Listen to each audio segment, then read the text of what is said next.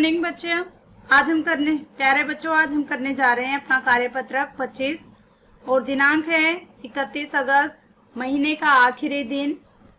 विषय है हमारा हिंदी लखनवी अंदाज, यानी लखनऊ के रहने वाले हैं, उनका अंदाज कैसा होता है। यहाँ विद्यार्थी अपना नाम भरें, यहाँ पर कक्षा अध्यापिका का नाम।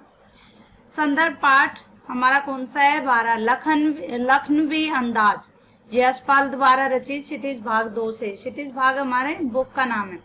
बच्चों, जैसे कि आप जान चुके हैं कि लखनवी अंदाज पाठ यशपाल जी द्वारा लिखित एक व्यंग्य है। व्यंग्य क्या होता है? जिसको हम मोस्टली इंग्लिश में कमेंट बोलते हैं। किसी पर कमेंट करना, कटाक्ष करना, वो होता है व्यंग्य। इस पाठ में लेखक ने समाज में व्याप्त दिखावेपन की प्रवृत्ति पर कटाक्ष किया है। इसी संदर्भ में एक लखनऊ के नवाब का उल्लेख करते हुए उन्होंने रेल यात्रा की एक घटना का वर्णन किया है। किस पे कटाक्ष किया है? समाज में व्याप्त, यानी समाज में विद्यमान दिखावेपन की प्रवृत्ति पर। और एक लखनऊ के नवाब का यहाँ एग्जाम्पल लिया है और एक रेल यात्रा की एक घटना का वर्णन किया गया। इसी पाठ का एक अंश यहाँ दिया जा रहा है, उसे ध्यानपूर्वक पढ़िए और नीचे दिए गए प्रश्नों के जो आंसर देने हैं, उनके पूछे गए प्रश्नों के उत्तर देने हैं। तो चलो पढ़ना शुरू करते हैं। नीचे ये गद्यांश दिया हुआ है, इस गद्यांश को हम पढ़ना शुरू करते हैं। गाड़ी छूट रही थी, हमारा गद्यांश है गाड़ी छूट रही थी। सेकंड क्लास के एक डिब्बे का खाली समझकर जरा दौड़कर उसमें चढ़ गए। अनुमान के प्रतिकूल, प्रतिकूल होता है विपरीत। निर्जन, निर्जन होता है बिल्कुल अकेला, जैसे कोई भी नहीं। अनुमान के प्रतिकूल डिब्बा निर्जन नहीं था, यानी कि ऐसा नहीं था कि उसमें कोई भी नहीं हो, बिल्कुल खाली नहीं था। एक बर्थ पर, बर्थ होती है जो सीट होती है, उसको बोलते हैं। एक बर्थ पर लखनऊ के नवाबी नस्ल के सफेद पोश सज्जन बहुत सुविधा से पालथी मारकर, पालथी होता है चौकड़े मारकर जब बैठते हैं। सामने 2 ताजे चिकने खीरे तौलिए पर रखे हुए थे। डिब्बे में हमारे सहसा कूद जाने से सज्जन की आंखों में एकांत चिंतन में विघ्न का असंतोष दिखाई दिया। डिब्बे में कूद जाने का मतलब डिब्बे में जब वो चढ़ गए, यानी कि क्योंकि डिब्बा निर्जन तो था नहीं और हम भी चढ़ गए, तो उस सज्जन की आंखों में, कौन सा सज्जन? जो ये नवाबी, लखनवी नवाबी नस्ल के सफेद पोश सज्जन बैठे हुए थे, एकांत में बैठे हुए थे। उनकी चिंता में विघ्न, विघ्न होता है मुसीबत आ जाना, उसका मुसीबत का असंतोष दिखाई पड़ा। सोचा हो सकता है यह भी कहानी के लिए सूझ की चिंता में हो। नवाब साहब ने संगति के लिए उत्साह नहीं दिखाया। हमने भी उनके सामने की बर्थ पर बैठकर आत्म सम्मान में आंखें चुरा ली, यानी हम बिल्कुल उनके सामने वाली सीट पर बैठ गए और हमने भी उनके सामने बैठकर, यानी कि वो हमें सम्मान की दृष्टि से देखें या हमें तिरस्कार की दृष्टि से देखें, इसलिए हमने भी उनसे आंखें चुरा ली। अब देखो हमारे यहाँ क्वेश्चंस दिए हुए हैं। ये हमारा गद्यांश जो हमने पढ़ा है, वह इस कहानी में लेखक ने किस प्रवृत्ति पर व्यंग्य किया हुआ है? लेखक क्या सोचकर किस डिब्बे में चढ़ गए? डिब्बे में चढ़ते ही लेखक ने क्या देखा?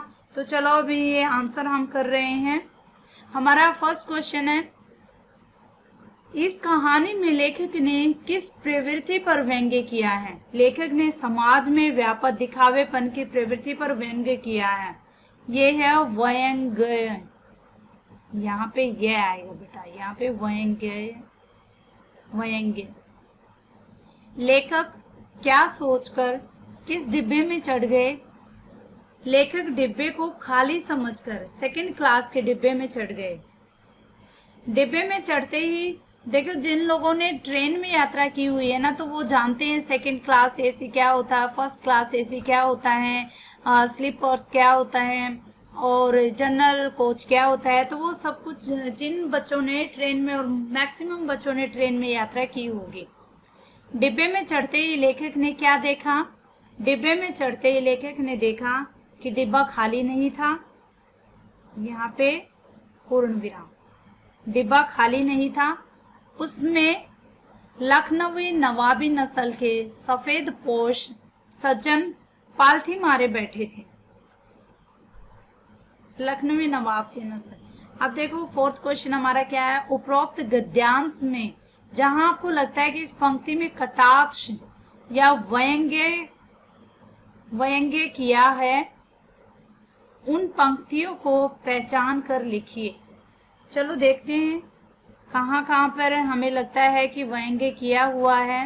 हमारा आंसर, एक बर्थ पर नवाबी नस्ल के एक सफेद पोश सज्जन बहुत ही सुविधा से पालथी मारे बैठे हुए थे। यहाँ पे व्यंग्य किया हुआ है क्योंकि सफेद पोश पे किया हुआ है, नवाबी नस्ल पे। डिब्बे में हमारे सहसा कूद जाने से सज्जन की आंखों में एकांत चिंतन में विघ्न का असंतोष दिखाई दिया। ये विघ्न है, यहाँ पे तुम विघ्न ऐसे भी लिख सकते हो, अगर वैसे लिखना ना आए तो विघ्न, घ आधा आएगा बेटा, विघ्न। हमने भी उनके सामने की बर्थ पर बैठकर आत्मसम्मान में आंखें चुरा ली। तो ये हमारे आज की वर्कशीट के क्वेश्चंस थे जो हमने बहुत अच्छे से किए हुए हैं। अब ये हमारी वर्कशीट कंप्लीट हुई। आप लोगों को कमेंट करके ज़रूर बताना है वर्कशीट कैसी लगी, और अगर कोई भी डाउट है तो हमें ज़रूर बताएं। कमेंट कीजिए, हमारी वीडियो को लाइक कीजिए, शेयर कीजिए। Thank you, have a great day.